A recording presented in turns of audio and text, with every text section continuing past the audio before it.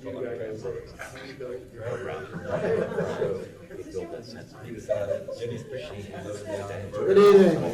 I'd like to welcome everyone to the Thursday, February the 24th, 2022 Special Town Council and Planning Commission Joint Meeting. Roll call, please. Here.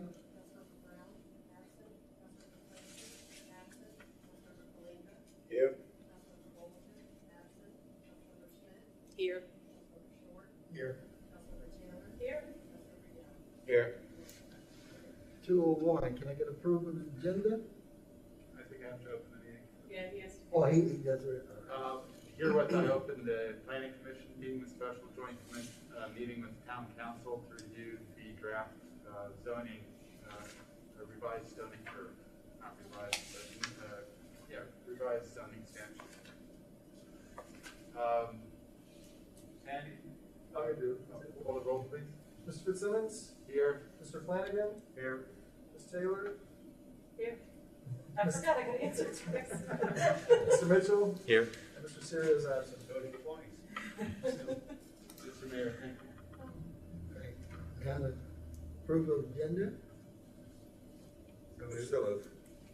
Okay. Second. All in favor? Aye. Opposed? All right. 301. Discussion item. Thank you, Mr. Mayor.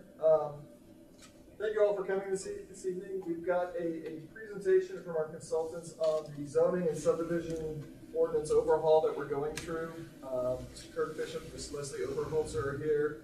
We've been working with them for 2 years now, I believe, on this update through multiple staff members through the pandemic. So it slowed us down from where we would have wanted to be, but I think we're in a good place now. We're very close to rolling the complete draft out to the public. But we wanted to have the opportunity to meet with the two bodies, to have the consultants here in person, to give them a chance to talk through what it is we're proposing to do.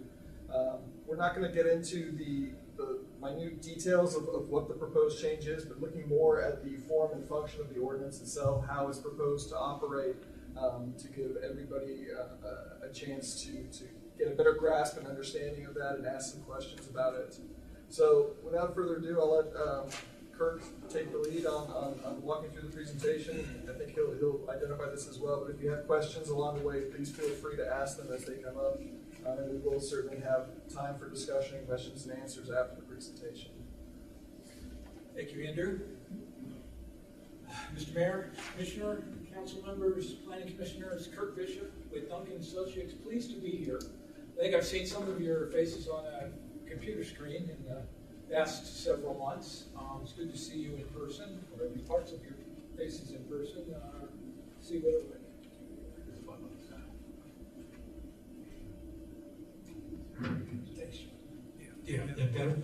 All right. Yeah, thanks again. It's a pleasure to be here.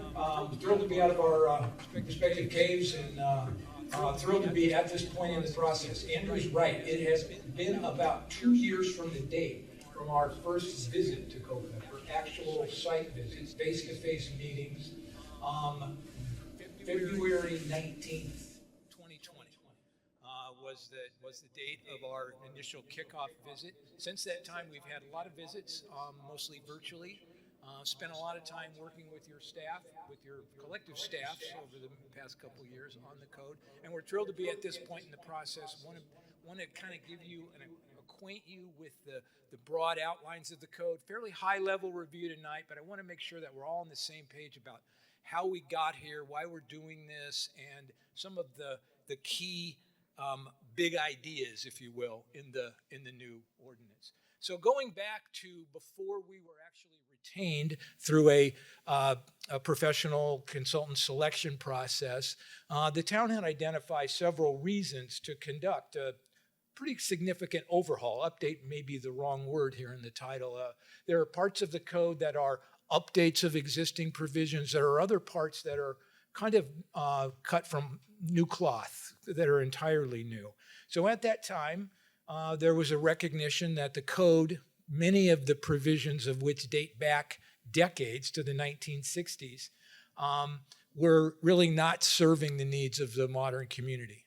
over time, and I'm sure many of you have observed and been a part of hearings where there were Band-Aid kind of amendments made to specific provisions. So it's not to say that it hasn't changed at all since the 1960s, but the collection of all those kind of minor amendments over the years has to some extent made the existing regulations a little bit hard to navigate, hard to use and understand. Some code users were becoming frustrated with the difficulty of using the code. There have been multiple changes in state law, demographic changes within the community. Obviously, we're a different community today than in the 1960s.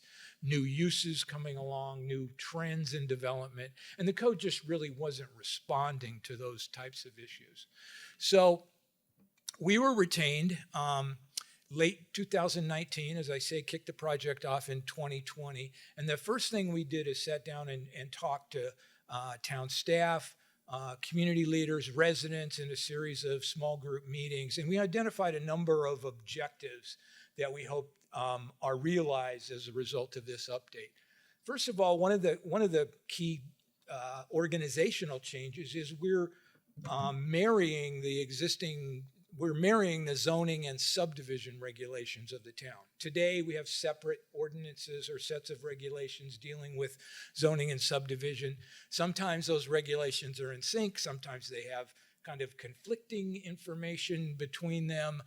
In other cases, they're redundant. Same definitions, same kinds of provisions. So by marrying the regulations into what we're calling a unified development ordinance, we hope to sort of better align the regulations with town policies. There have been changes in your plans as well, and we really wanted to try and advance the key policies from those plans in these new regulations to include updated design standards, promotion of more mixed-use, walkable types of development, particularly within the downtown area, making sure that the code does as much as it can to provide a variety of housing options and choices for folks of different ages, different income levels, different lifestyles. And of course, we always need to be mindful that our regulations need to be consistent with the Code of Virginia and all applicable state and federal laws.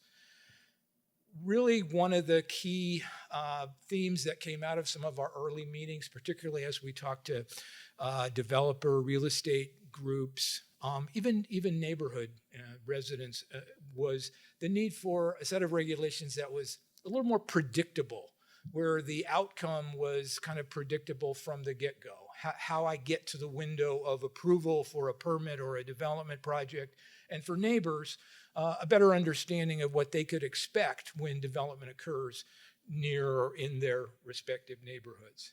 We think the code could be, and we hope you'll find as you get to know it more, could be made easier to use and understand by the use of more tables and charts and illustrations and graphic representations of written code provisions, because, let's face it, sometimes zoning and subdivision regulations aren't that readable and aren't that understandable. We've done our best through revising the text to make the expectations clear in the new code, but it always helps to kind of see an illustration of what's intended as well.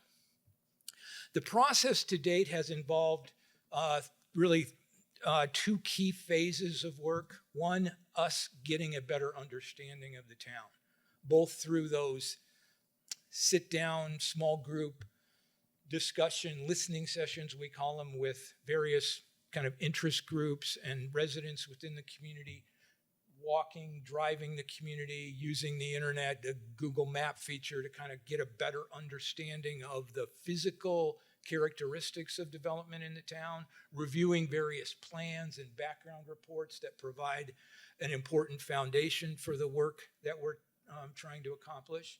And we established at the outset of a project a kind of project advisory or work group that was, in addition to staff, kind of our touchstone to various kinds of interests and values that exist within the town. And that group has been kind of instrumental in working with us to develop some of those key objectives and take a look at some of the draft provisions as we've rolled them out in the second phase of the project. And I think we've had 4 or 5 meetings of that advisory group over the course of the past several months.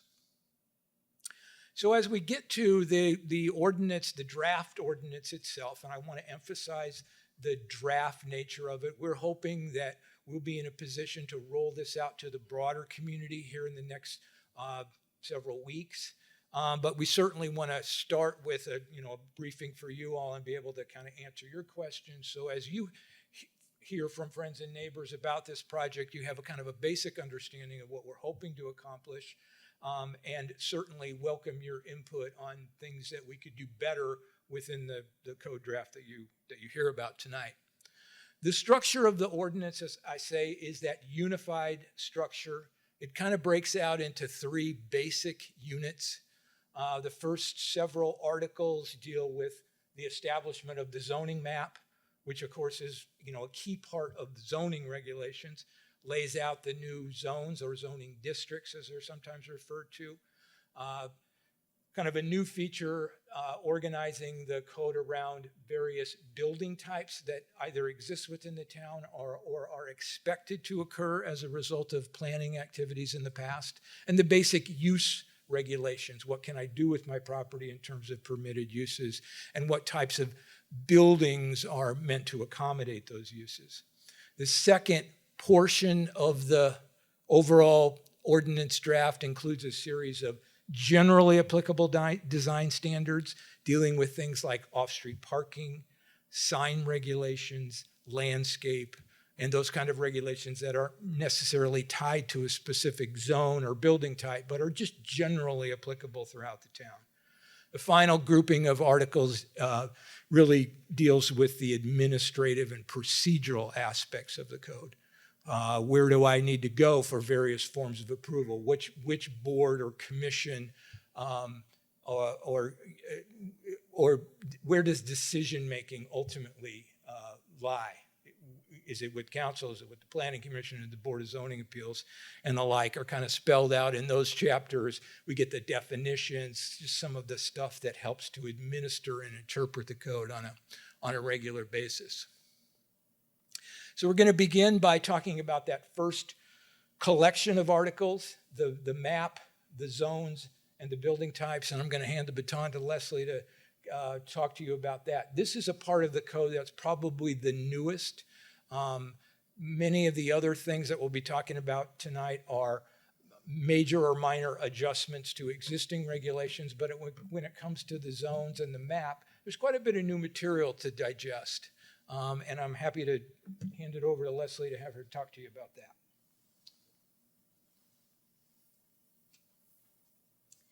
Good evening. As Kirk was saying, we're really excited to be here and to drive around and refamiliarize ourselves with Culpeper. Google Maps is not so great for Culpeper viewing, so we really, really missed it.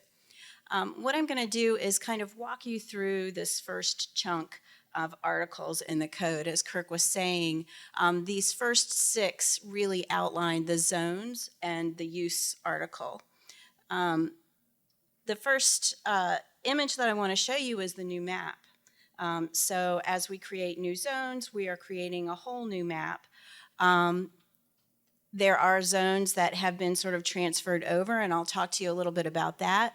But the listing of zones is organized, as you can kind of see from the color coding here, the purple being the more mixed use. This is your downtown that has ground floor storefronts and then upper story residential and office. To the red, which is more of the kind of single use commercial that you have along your major corridors. The shades of blue are more focused on office, but also allow residential. And you can see those are sort of transitioning away from those commercial zones. So you'll see the purple surrounded by dark blue, and you'll see the red surrounded by light blue. Then the orange shades, the two orange shades are more sort of multifamily, so orange to yellow being more residential. And then just like your current zoning, the yellow shades are your essentially purely residential, the single-family zones. And then we have new zones for the public and institutional, which are color-coded in kind of green shades. So I'm going to kind of walk you through these zones. We've addressed two sort of chunks of zones differently. When we were hired to do this, part of the value of our team is that we do what's called form-based zoning, but we also do conventional zoning. And when we started to look at the community as a whole, the decision to protect the stable neighborhoods meant that we were going to use kind of more conventional zoning ways to address those neighborhoods. So what you'll see is that the yellow kind of grabs all of those R zones, all of your residential, single-family residential zones. And then what you see is this kind of maroon color, purple color, that's grabbing the areas that we're addressing with the new form-based zoning. And I'm going to explain a little bit about the difference between those two types of ways to address zoning. So this is kind of a simplified version of your zoning map to say the yellow is more conventionally zoned, and then the sort of reddish purple is more form-based zones. So what do we mean by form-based zones? Well, conventional zoning, and your zoning is not purely conventional, but back when zoning really sort of first started, it was really mostly about use. And all of the zoning regulations were organized by use. So you would have your B1 or your C1 commercial or business zones, and you would have your R1, which were residential zones.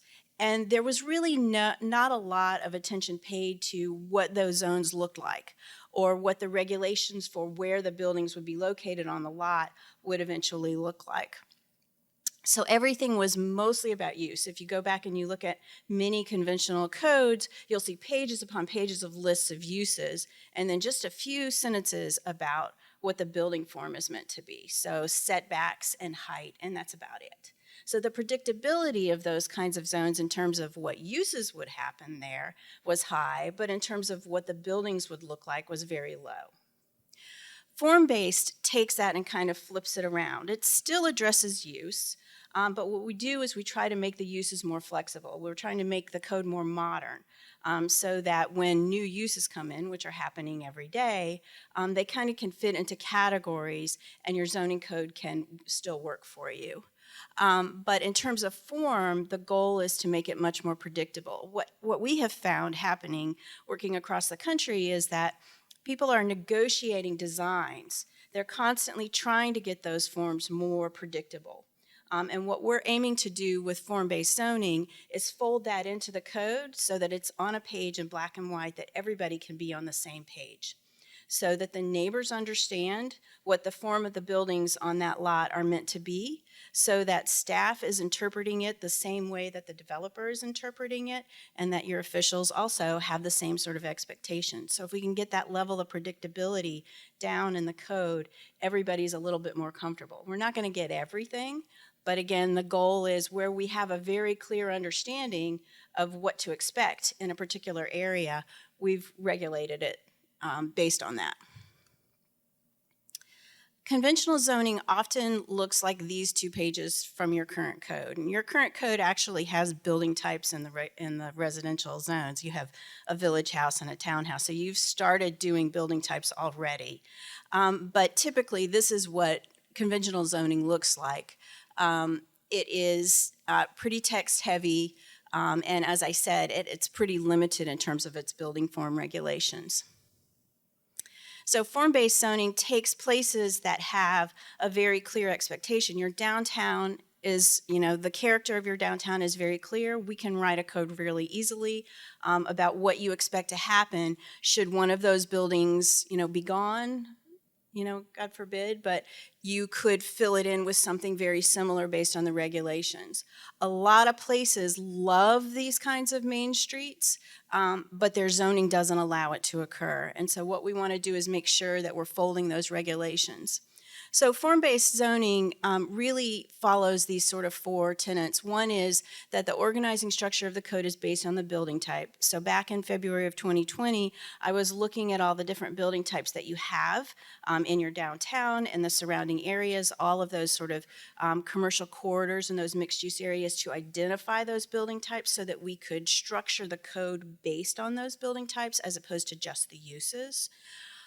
We're also trying to focus on a high-quality public realm because one of the goals is to make more walkable places. And when we do that, we need to make sure that those buildings are friendly to the sidewalks so that those places are comfortable to walk along.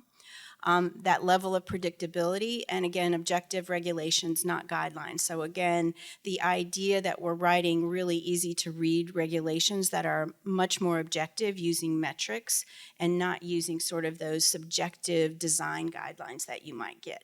You won't find any encouraged language. Well, you might find one or two, but you mostly won't find encouraged language. You won't find anything that talks about the rhythm of the buildings along the street or anything that's hard to interpret in the code. We're trying to write it as clear as possible.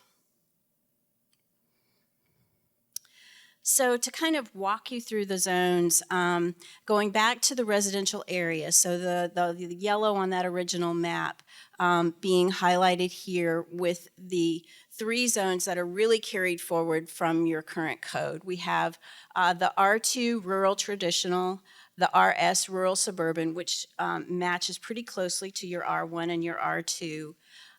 RR, which is rural residential, which matches pretty closely to your RE, your rural estate that you have.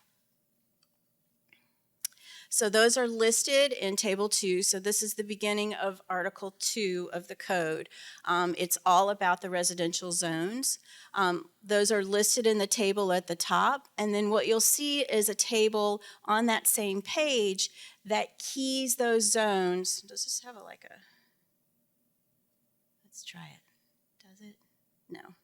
That keys those zones to the building types that were identified. And your code already talks a lot about building types in the residential zone. So we have a kind of detached house, which is just a house, a semi-detached house, 2 that are right next to each other, a 2-unit house, which tends to look like a single-family home but might have 2 doors on the front and is sometimes top to bottom, 1 unit on the top and 1 on the ground floor, and then the attached house, which are like townhouses.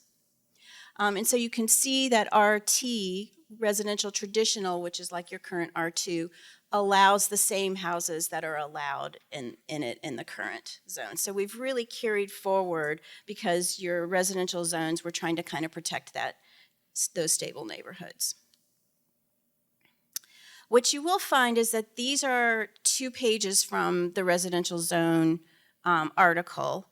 Each building type, the semi-detached, the attached, detached, and the attached, they each have a 2-page spread in the residential zone article where we've taken the regulations, the building form regulations, and keyed them to diagrams. So this 2-page spread is now kind of replacing that 2-page text that I showed you earlier with a single table. And you'll see later that this is consistent with the other zones. So the mixed-use zones are the form-based zones in the community. And those are, as I said, organized around building types. The deepest purple that you see in the downtown is meant to match your storefront buildings that you have in the downtown. And then different versions of those storefronts are in the other sort of lavender and the red zones. And then the blue are the more sort of office-focused zones. They're not required to have storefronts. They might also have some residential in them. And then the EX is the zone that has been applied mostly to sort of the east side of town. That's kind of a holding place for business park kind of locations. This is based on one of the plans that we review. And then we've got 2 multifamily zones, a kind of a dark orange and a lighter orange. And that lighter orange is meant to be kind of more in the neighborhood. So you'll see some of that around the downtown and in the locations where you've got a mix of housing types. You'll notice when you see the list of zones that these all have an X in them, and that's meaning mixed use or a mix of building types. So that sort of translates to the mixed use zones. So the same as the residential zones, there's a list of those zones that I just mentioned. MX meaning mixed use storefronts, RX meaning a mix of residential and office, EX being that employment mix on the east side of town, and then NX1 and NX2 being the multifamily. And these names might change as we're working with staff, but just to kind of line it out for you, we have the same kind of a table where we're listing the building types that are allowed in each one of those zones. And so if you look at that first line there, it says storefront building. And so that's just like your downtown storefront, but there's a bunch of different versions of that across the community. You have an MX1 in the downtown, then MX2, small scale along the corridors, and then MX3, the larger kind of big box and commercial developments out on the highways. So what I'd like to do is, well, let me first walk you through these. So the storefront building, a commercial house, which you have kind of coming out of the downtown. They're residential buildings that have been converted to businesses, or they're residential, or they're newly constructed retail or office buildings that have a lot of the cues from residential. So we call that a commercial house. The commercial center, which matches all of your kind of highway developments and strip centers.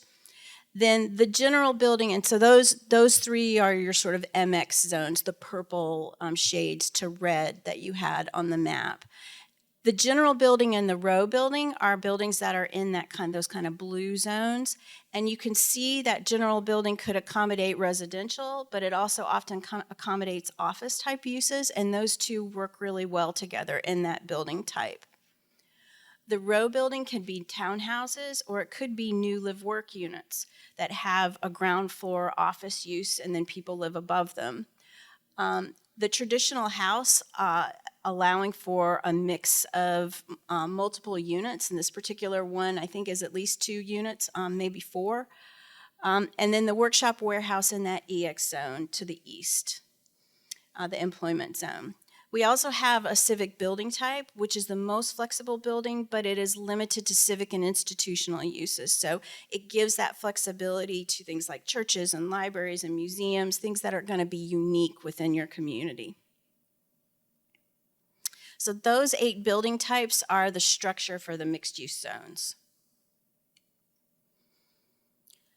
So each one of those building types, just like in the residential, has a series of pages in the code associated with it.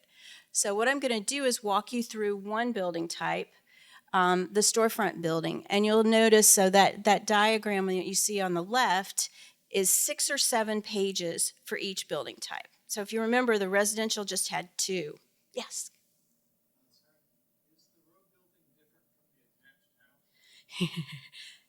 It is a little bit. Right. In the mixed use, yes. That's such an astute question. It's in the mixed use zones. It could allow for office uses as well, but it also has more design standards because in the residential zones, it has 2 pages of regulations, whereas in the mixed use zones, it has 6. So it's a lot more sort of managed because it's got to fit within the mixed use zones appropriately. Yeah. So the page layout for each one of the building types is very similar for each one. So I'm going to walk you through just the storefront building. So each one of the building types in the mixed use zone starts out with a series of images to kind of convey that intent. So the storefront building can be any one of these types of buildings. And it's, showing you those images and talking about how these are illustrative. They don't necessarily meet all of the code regulations, but they're providing some intent.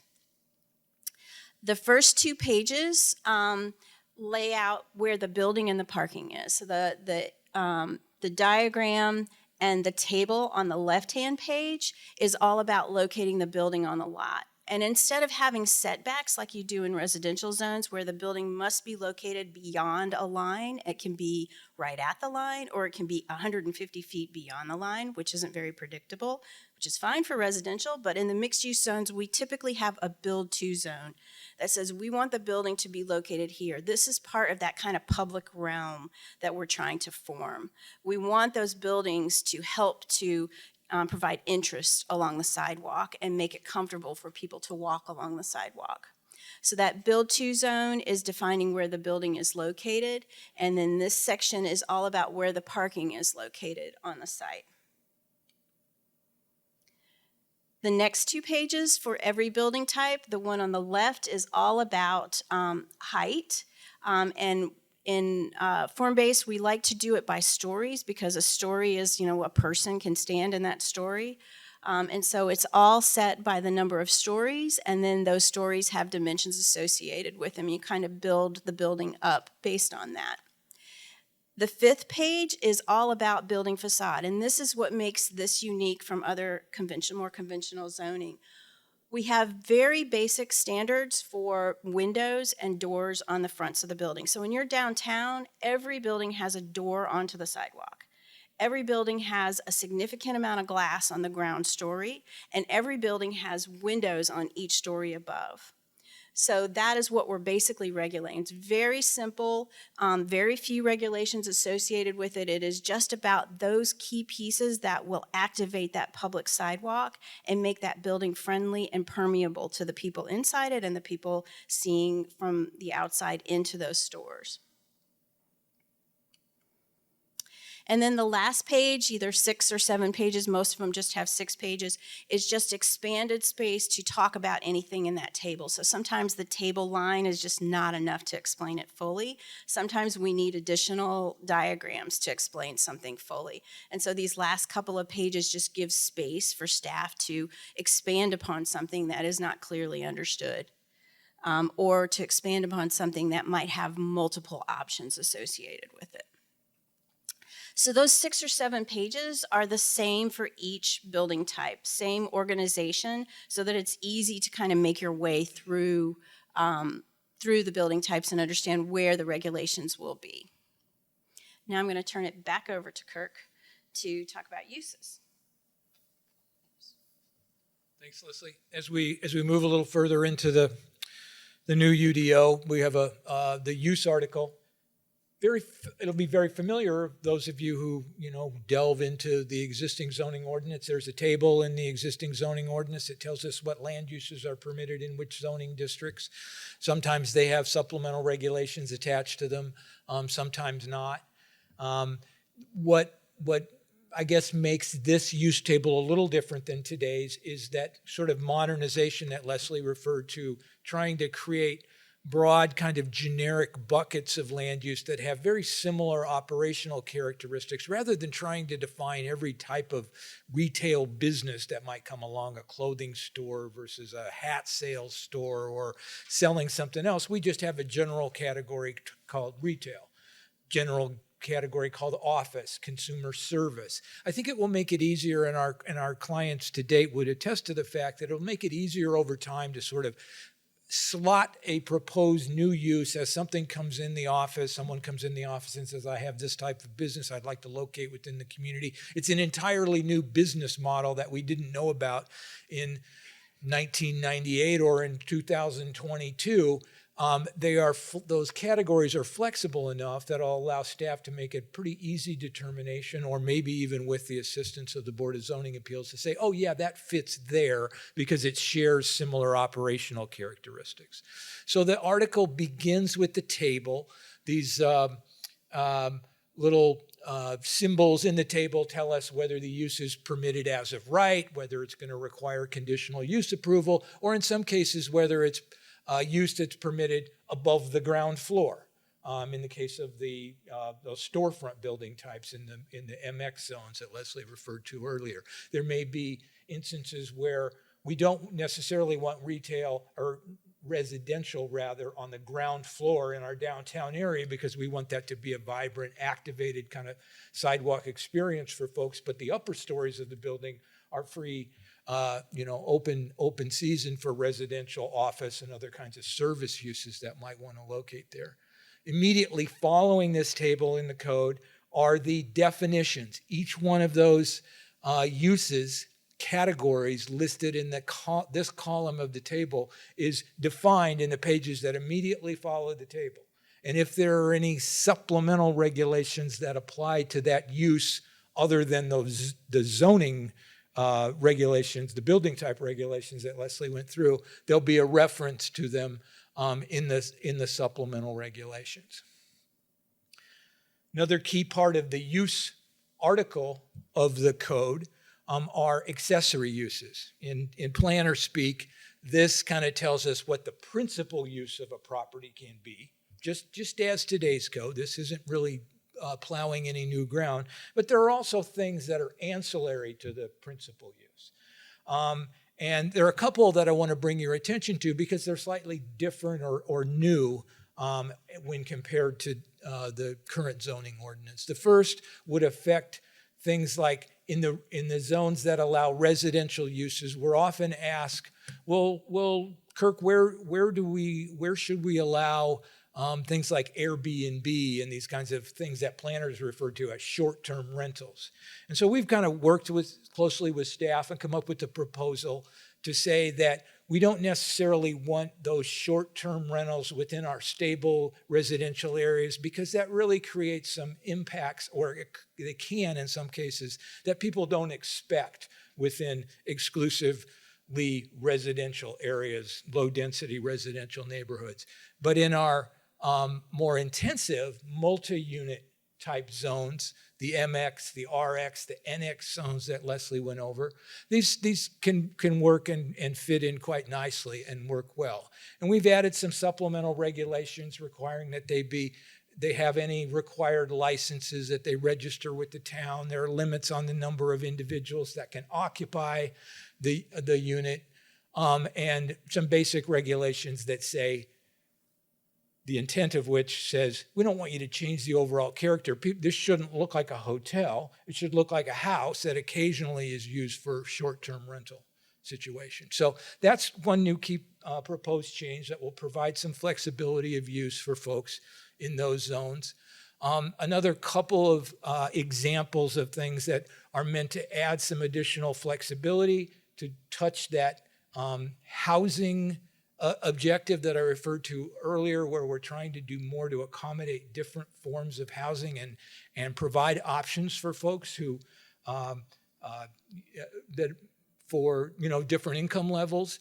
And so we've taken an idea that's somewhat in the current regulations that allow for separate, small, detached backyard cottages or accessory dwelling units. Planners often refer to them as ADUs, and said, well, maybe we should also allow those kind of accessory dwelling units within the main building itself, not only within a small backyard cottage, but within a maybe converted attic space or a small addition to the principal residential unit that has its own external entrance.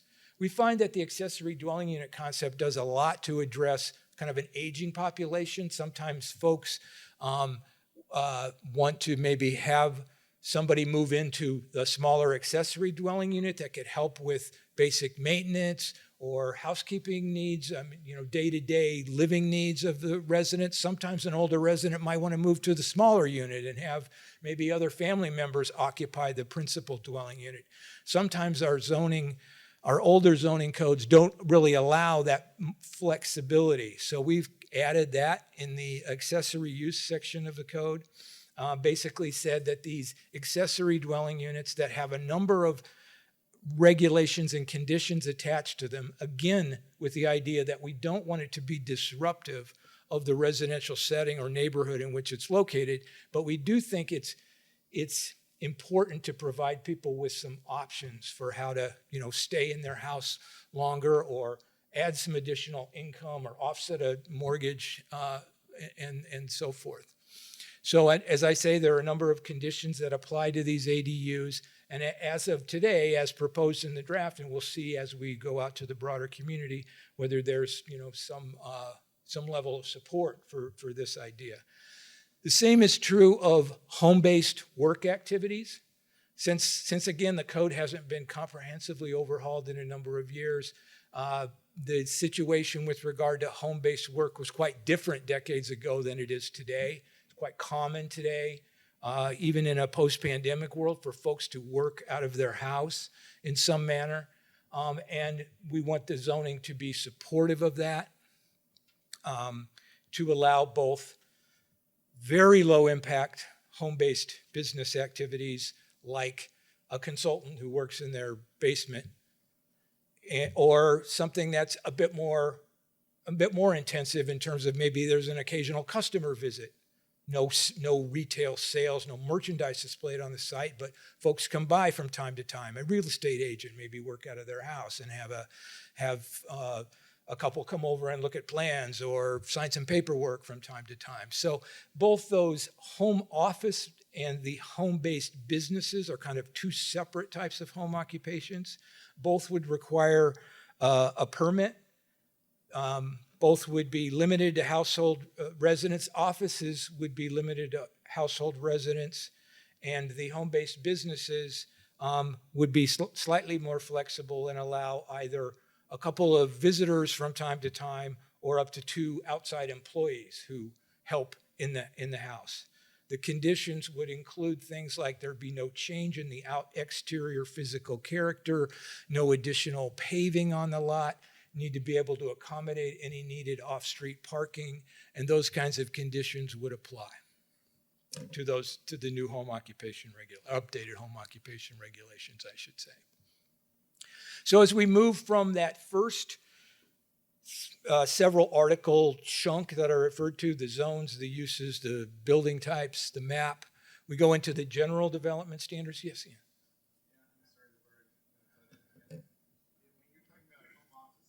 Does that include people who are just working from home? I mean, we've got this situation now where, we've evolved into a society where a lot of people just work from home rather than going to the office. Will those folks need a permit in order to work from home? I mean, as it's envisioned in this setup? Is that a home office? Based on this slide, I'm working recollection here. The question was, John had asked me earlier to kind of repeat questions since we're taping it, and there may be some difficulty hearing folks in the audience. The question was, will the low impact, the very low impact home office type use require a permit? And I think we landed on requiring a permit for that. It more comes down to essentially the business address. If your business is somewhere else but you're working from home, no, that doesn't require a permit. But if you're having sort of business mail delivered to that point, that location is the home base of the business, that would require a permit. I got a question too. You had mentioned Airbnbs or short-term rentals a minute ago, and it seems like you wanted to have them kind of in a restricted area, not in what is by definition R1 or single-family, low-density residential homes. What happens to the existing Airbnbs, if you will, that are already there? Are they grandfathered? Or they're not going to be allowed under this new ordinance? We've been working, providing memos to the existing ones that are coming in for business licenses, letting them know that we're going through an update. In many cases, the code, as it stands currently, is not clear on how those need to be permitted. And so we've let them know that this is going to be addressed in the updated code. And so that they may or may not, depending on where they're located, be permitted as a use. Jeff and I have two right there in their neighborhood. So are they going to be grandfathered, or are you going to tell them they can't operate anymore? It's going to depend on what the zoning is. Again, we want to have them in those areas where we're able to showcase our downtown, where they're not going to have the same impact on a traditional residential neighborhood. So in many of what we've identified as those mixed-use zones where there are some residential properties, those may well be appropriate to bring in and have them as short-term rentals. Yeah, but by definition, economic obsolescence in some of these older homes we have in town, the highest and best use of them is to have rental rooms in them. Look at some of the homes over on East Street, for instance. They're too big for single-family houses in some cases. I don't know if this is a forum for deliberation but I mean, I can attest that there are many different views on and I'm sure you're aware too, on the Airbnb in residential areas. And it seems to me it's going to be a complex decision that the policymaking organ, the town council eventually is going to have to It's come to one a determination on it. It's one that the planning commission has been deliberating on for some time in these meetings, and so that's why we're looking to try and craft the language as best we can to protect existing neighborhoods from potential adverse effects from short-term rentals, but also grant property owners some flexibility as to how they use their property. And again, it's a fine line to do it. The areas that Billy's talking about over on East Street and stuff, that falls into the form-based code area. It's right in that transition area, so that's why I don't want to speak without looking at the very specific properties, but some of those are still within the mixed use, and it transitions right around that place, right around that area to more of the traditional residential categories. I had one other question. Of course. Are you finished? I'm sorry. With respect to the ADU and the short-term rentals, no, I'm sorry, with respect to the ADUs, that would be, as presented here, uniform across different zone types, or would it vary according to zone type? The question was, are the ADUs limited or restricted to certain zones, or are they allowed kind of across the board in all the residential zones? The answer is all the residential zones. I also want to make clear that, again, it's important to kind of view the short-term rentals in the context of the actual zoning that might be in place on the examples you point out. The code also recognizes that a bed and breakfast that might have multiple small rental units is also an option within several of the zones. Sometimes I think maybe requiring a conditional use permit, but there are other options for using these older homes depending on the zoning category and what the regulations say. So we're happy to, these are the type of questions that are really going to help us going forward. If you have, advice for us tonight, we'd certainly like to hear that. But just kind of want to tell you where we stand today and take your input.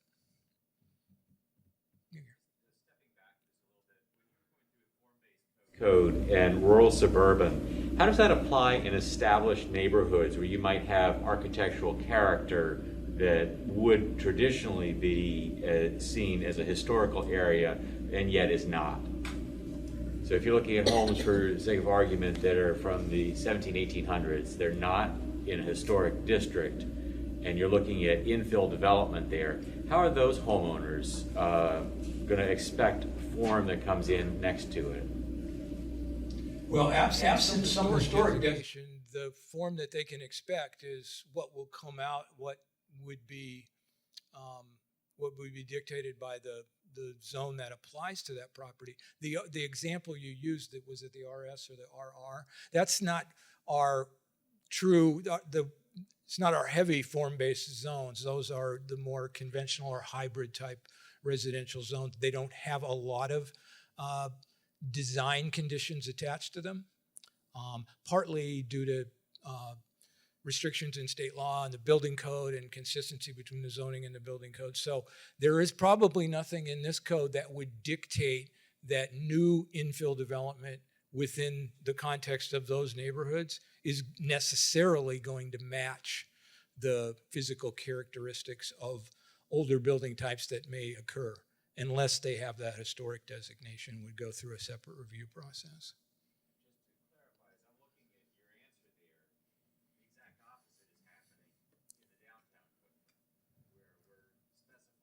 You may not do this on ground floor levels. You must have a large glass entry. It's defining the structure and giving specific examples. So you're protecting the commerce, and yet in a residential neighborhood, a homeowner can expect, an ultra-modern house in there, so long as it just seems incongruent to me. It was really responsive in our early discussions where folks were a little less enthralled with the level of objective design that might be dictated in the mixed use zones that we went through. We have written codes where some of that, more of that seeps into the residential, the R zones, if you will. But again, we found some real challenges, or we're discovering some real challenges in terms of doing too much of that within a residential setting because of some dictates in the Virginia Code, to be honest with you.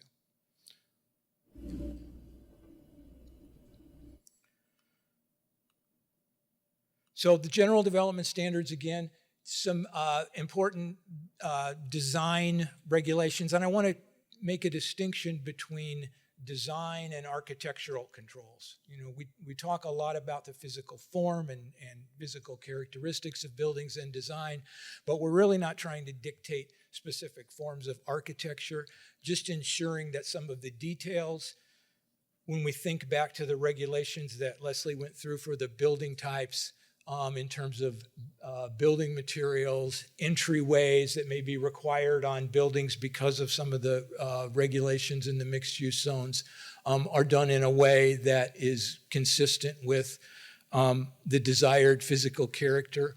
Same is true for landscape and site design. Of course, the buildings, particularly within the mixed use zones, are the key kind of elements that frame the streets and that public realm that Leslie talked about. But there are certainly open portions of the site, whether it's devoted to off-street parking or just unused portions of the site. And as today, we want to ensure that those are kind of attractively maintained and landscaped, that we do our best to preserve significant trees on property as, you know, additional kind of form-giving elements.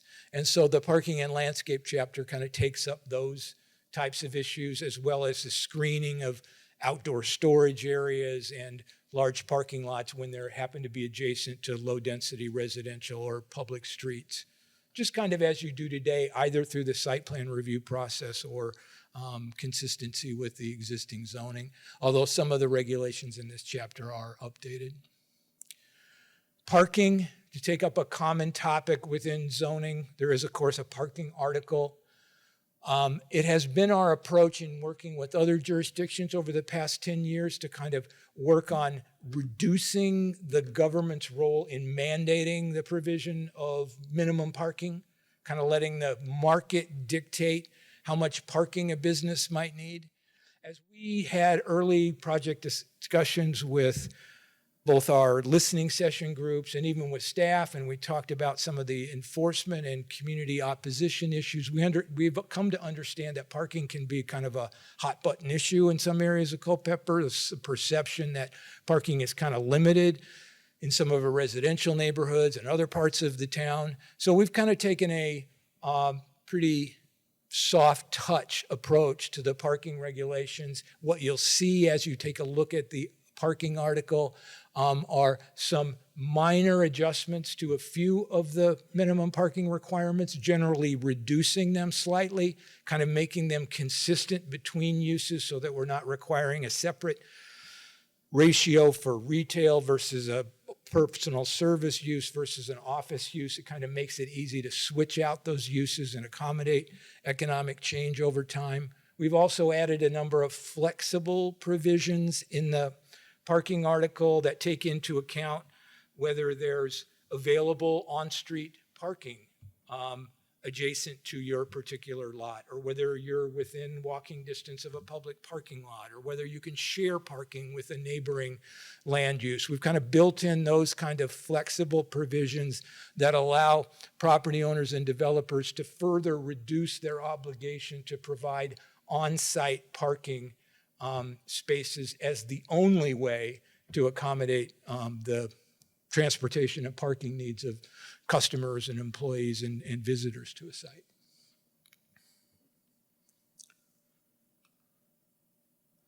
Sign regulations are a part of the new UDO. They're currently part of the zoning ordinance.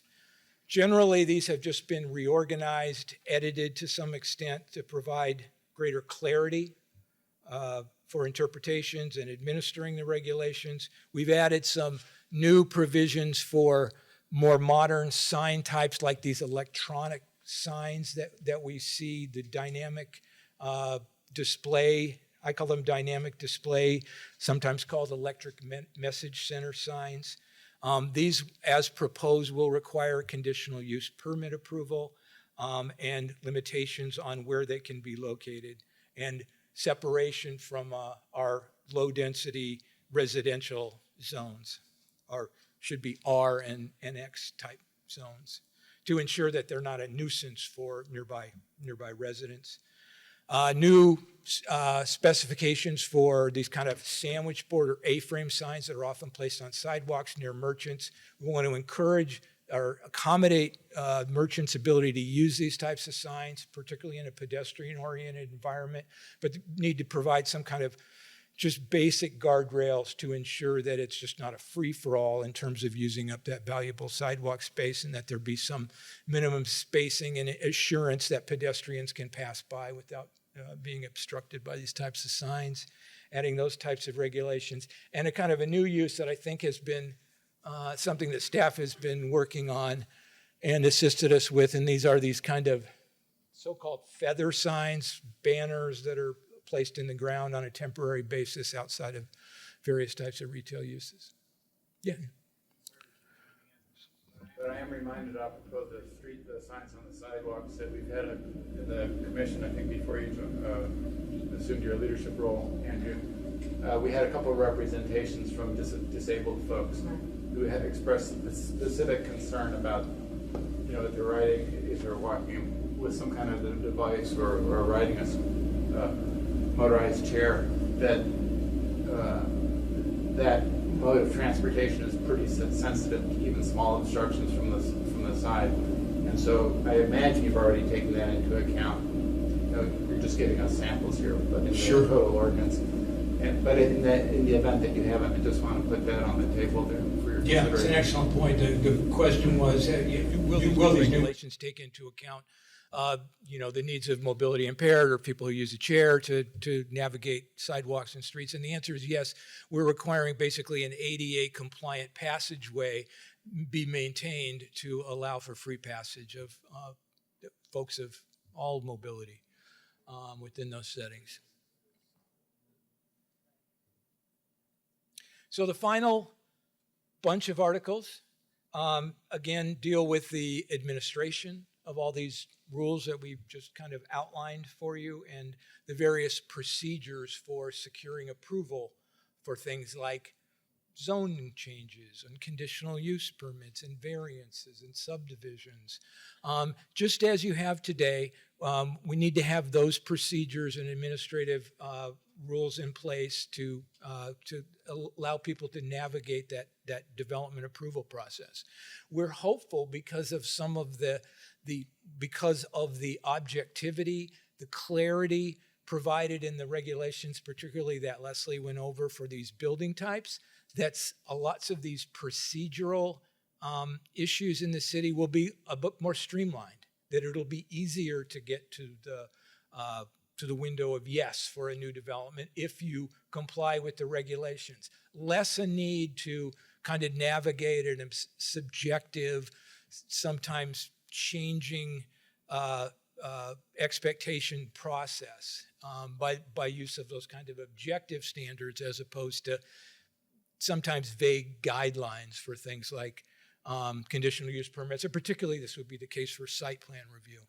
So one of the things you'll notice as you see this article, and one of the benefits of a unified development ordinance, is the ability to collect all these provisions that are sometimes scattered among our existing regulations in various sections, and put them in one place, kind of organize them in the way that development often occurs, and make it a little easier to navigate, understand who is going to be reviewing and ultimately charged with making a final decision on your application. We put that information together in tables, in flow charts, and other kind of user-friendly techniques.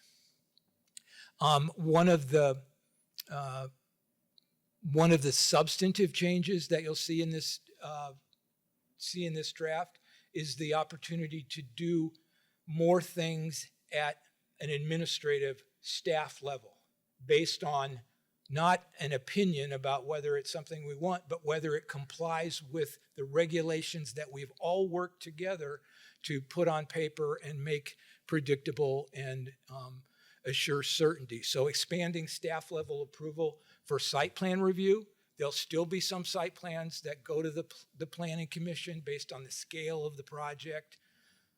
I think we've set the bar at like 10 or more dwelling units, 25,000 square feet or more. And even where we've delegated to staff the ability for decision-making on a site plan, we've always held out the opportunity that a staff-level decision maker can always bump up a decision to the Planning Commission if they're or the town council or the Board of Zoning Appeals in the case of a variance. We've expanded staff-level approval for minor variances, something we call administrative adjustments. And these would be very minor adjustments to things like setback regulations, things that often end up on Board of Zoning Appeals or Board of Adjustment agendas that involve a foot here, 18 inches here, some kind of specific, site-specific condition. And sometimes we scratch our heads as board and commission members about, why am I having to hear this?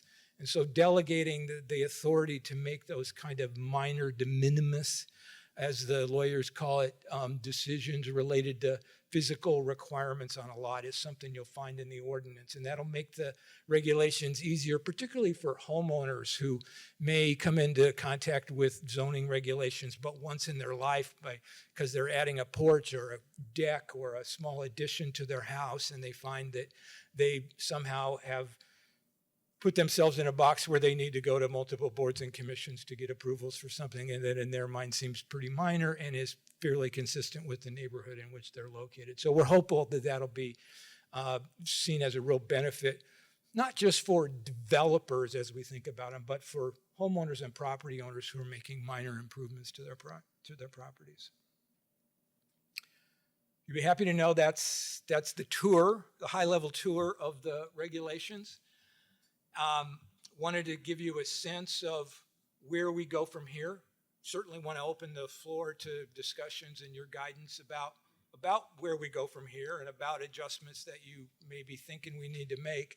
But generally speaking, our next major phase of the project will be rolling this out to the public, reconvening some of those listening session groups, the real estate community, the developers, the environmental interests, the neighborhood residents, the affordable housing advocates, and citizens in general to kind of tell them what's new, listen and get their input on this. And so that when we show up before your groups later on in the process, we'll be able to report back to you what we heard, what we did to change and respond to the types of comments that folks have. And hopefully make for a fairly smooth adoption process later on in the process. So we'll be continuing to clean up, edit the draft. We've got the town attorney's office now kind of going over it with a fine-tooth comb. Staff is continuing their yeoman's work of helping us tweak this to make it the best possible set of regulations, and with the objective of getting through that public education, that public review, public input process, preparing a public hearing draft, and coming back before the Planning Commission and ultimately the Town Council for ultimate approval of the regulations. So, but we haven't been together to toss out any ideas that we might have. And I have one that I'd like for you to look into, Andrew, is when it comes to subdivisions, I don't like going into subdivisions where you have parking on only one side of the street. Now, I understand that the reason that's done is so the developer can build more houses, but to me, it's a safety issue too, plus the fact if you can't park in front of your own house, I think that's not desirable. And we have to watch what's going on, because, Asher Street, for instance, they can't even get a fire truck down Asher Street. So the pet peeve is actually, can we adjust the subdivision ordinance where you have parking on both sides and still have it wide enough so that it's going to be safe for the trash trucks to traverse and the fire trucks, etc. We'll certainly take a look at it in the context of the subdivision ordinance. A lot of that is also contained within the facility standards manual, and that's going to be following on from this. We're going to be looking to make some tweaks and updates to the FSM as well to make sure we have consistency between them. But I understand and I agree, particularly when it becomes that safety consideration of the width of the street and the ability for emergency access vehicles to get down it. That's a significant issue. So we'll certainly take a look at where we can best apply that to ensure that one, we keep the clearance, and two, that we have those provisions in place. We don't have the inconsistencies of property owners where there's parking allowed on one side and not the other. And I don't know what else is going on in Richmond right now, but I know that they've had some changes to what the Airbnb folks can and cannot do in localities, especially about reporting to us or whatever the income that we should receive. And I know that does come through Airbnb if they're registered with them. We're following it closely, and the other thing though is that there's legislation that's going through in Richmond that unless a locality has a specific ordinance addressing short-term rentals, if this legislation is approved, they would be permitted in any zoning district, and which I think is a dangerous and problematic one. So we're still continuing to work and refine ours, but I think having something in it that specifically addresses it is going to be important, whatever form it finally takes. Thank you. Andrew? One thing in addition to what Mr. Dowell was saying, can we at least have the main streets going through a new subdivision allow for parking on both sides with enough room for 2 cars to go by? At least on the main things. Because it doesn't happen now. As a matter of fact, just about a couple years ago, we approved a new section of a subdivision with no parking on either side, which is terrible. Our streets need to be wider.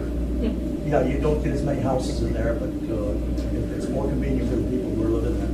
We actually, and we have a current subdivision that's under review where I believe they're proposing parking only on one side. Now, the fortunate thing is, in the instance that we're looking at here, the spine road that we're talking about, the major road of the subdivision, only has homes on the one side. So presumably there would be the parking allowed on that side and not allowed on the other side.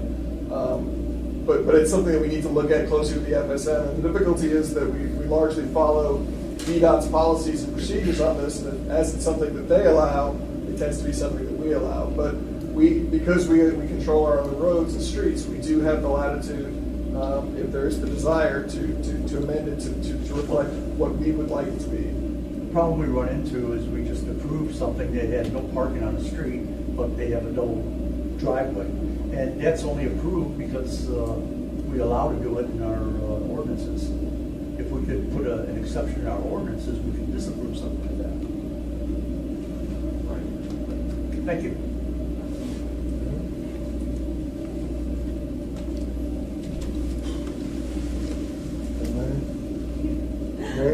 I don't have a question, really, but I do have a comment. I like the document, I like the format. I think it's the fact that it's clean and it's objective and it's easy for everybody to read and interpret the same way without a bunch of gray area is going to be very helpful. And as far as, a new business coming in or a new anything, I think it's a boon it's like another tool for economic development as well. If someone can come to the town of Culpeper and the process for doing this is pretty smooth, and they're looking at someplace else where it's chaos, we got one up on them. So. Yeah. We technically refer to that as brain damage. If you can sort of compare communities and there's less brain damage getting to your approval in one versus another, you're going to naturally gravitate towards that. And our experience has been, we've done this type of zoning for lots of jurisdictions over the past 10 years or so, and to a client, there's been some real receptivity among the building and development community and residents itself. It's important to point out that the the certainty and predictability and objectivity of the regulations cut both ways.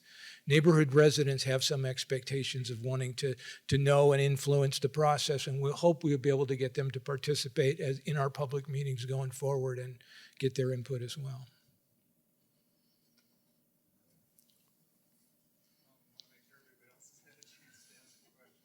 I ask again. I have two more sort of fussy little questions. And one is, in the mixed use, there are two places where you make a distinction between community and neighborhood. Is community a subdivision versus neighborhood, which is not? What's the distinction between community and neighborhood in that context? So typically, when describing or providing intent behind a zone, I'll use community to refer to the community at large versus a neighborhood, which is a smaller scale. And so usually what we're talking about, and I'm not sure where you're referring to this, but usually what I'm talking about is at a neighborhood level where it's more neighborhood serving. Name of your code, four of the mixed use codes are neighborhood or community. So it's you're using it as a formal technical term, not as a sort of notional designation. It's meant to be more, you have regional, community, neighborhood in terms of scale. And so when it's described as a zone, when this zone description is read, it talks more about the scale of it. And so it's just the naming of it. But if it's not clear, then, that's a good point. I mean, you're making two whole zone classification distinctions, so it seems like it's pretty significant. And if it's just size, I mean, it's the size distinction specified. So a parcel of land so big as a community, and one this size is a neighborhood. Well, a big distinction is that the community, let me get to To be micromanaging on this either, but I find that the mixed-use zones a little confusing because there are so many of them, and so I'm trying to understand because you put it in there, I take it for granted it's significant, and I'm not getting it. I'm trying to get it. Yeah, it's significant in the way that we're describing it. So we have 3 levels of MX. No, you can keep doing that. That's helpful. So MX1 is called downtown mixed use. So it's very clearly downtown, right? MX2 and MX3 occur in other areas outside of downtown. MX2 is a smaller scale zone, so it's meant for neighborhoods. It doesn't have as much sort of focus on parking and accommodation.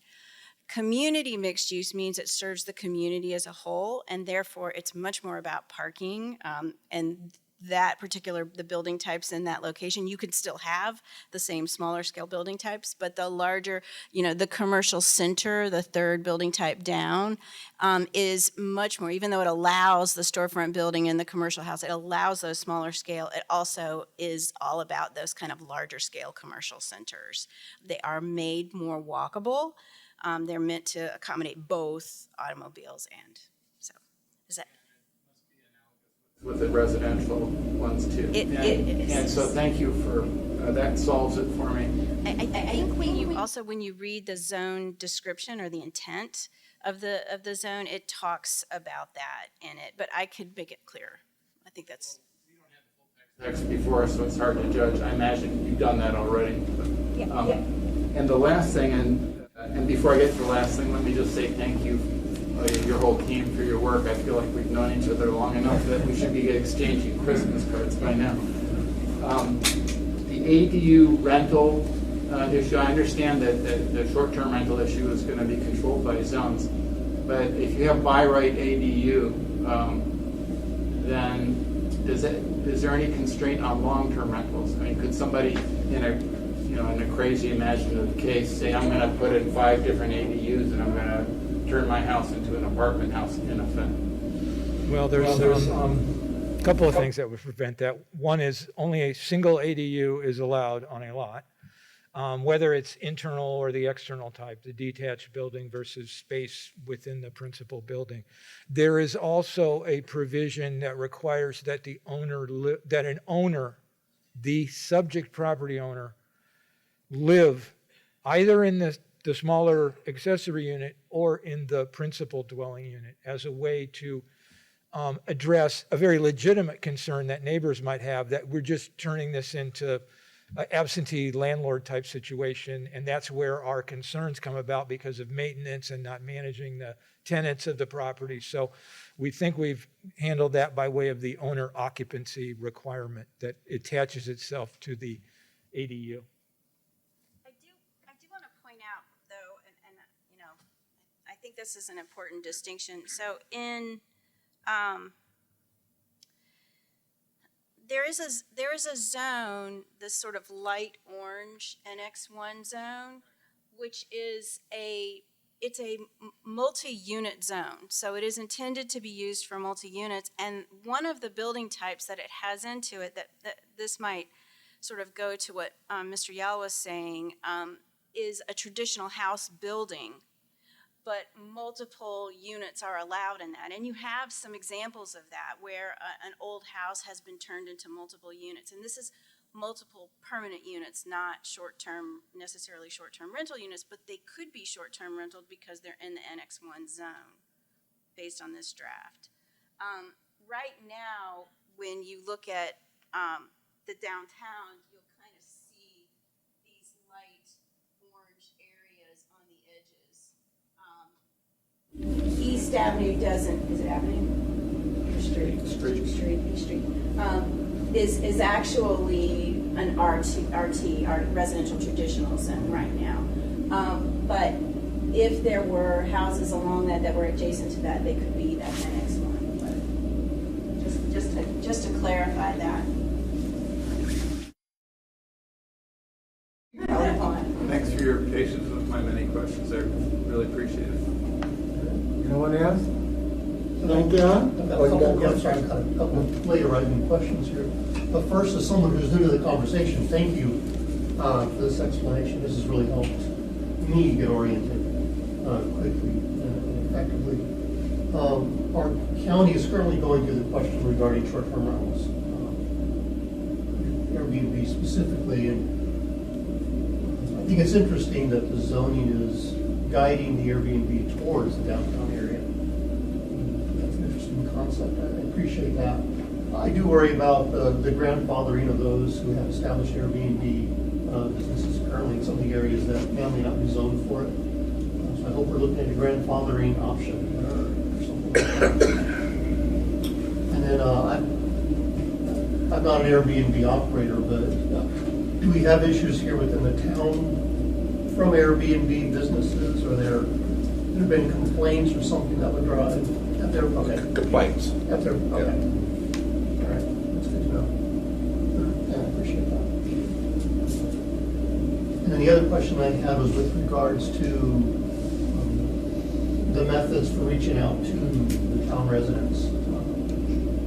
The advisory groups, the community open houses, the public hearings. So how do we reach out and bring, I think one of the examples was bringing realtors together to talk from an advisory group perspective, or HOAs, do they come in individually? Do they come into a specific community open house, or how do you envision it? I think we generally, when we convened our original listening sessions in that very early stage project, we promised those groups as a thank you for giving up their time and sharing with us their hopes for what we might accomplish. We said, as we get later on in the process, we'll invite you back to share with you what we've come up with. I think beyond that, we were thinking more in terms of more general open houses or workshop type meetings where we try and outreach to all those groups that you're referring to, but not necessarily setting aside a specific time for individual groups. Yeah. The other thing, if I can jump in, we've set up a separate website for the dedicated to this update, tied in with our GIS, so that people are able to type in their address. It'll zoom to their property, show their existing zoning, what the proposed zoning is going to be with some short descriptions. On the site, we have linked an older version, but we'll have linked the most up-to-date version of the draft ordinance itself available for them to do a little bit of reading and research on it. We're looking to coordinate with the treasurer's office and potentially on the utility bills that go out, give a link to direct them to that and update them in that way. We're planning to utilize potentially some targeted Facebook advertising because you can do that by geographies to help alert people to what's going on. And then also reaching out to groups like the Neighborhood Watch that met here last night. I have a relationship with the Greater Piedmont Realtors Association, so speaking to them, to the realtors, and then as mentioned to a number of the homeowners associations. The other thing that we would ask is that as we get to that stage when we do have town council meetings, is if the mayor would be so kind as to announce what's going on, direct people to be able to look and to do some research. As I've said all along, when we get to the time of the public hearing, I know there are going to be people who step up and say, I have concerns, I don't like, whatnot. I don't want people to get up and say, I didn't know this was going on. They didn't have a chance to. Exactly. To weigh in. And that's going to be the thing, is when they have the chance, when we send this out and they have the chance to compare their property, we're going to be asking them specifically, if you have concerns about this change of zoning your property, or is there a zone that you think is a better or more appropriate fit for your property? When we went through this initial draft, for the most part, we tried to do the like-for-like transition on the zoning. So essentially take what's the zoning on the ground and what's the closest one of the zoning that we're proposing. We had a couple of changes that came out through the advisory group, but for the most part, we've tried to do that like-for-like transition, not wanting to get this bogged down in the conversations of, rezonings, essentially, of this would be a better zoning for it. Because that's really a conversation that should take place on a case-by-case basis for those ones and for the property owners to come forward with their ideas. So for the most part, we've tried to do this as a like-for-like update as far as the actual zoning designations, but we'll give the citizens, the property owners, a chance to weigh in on that.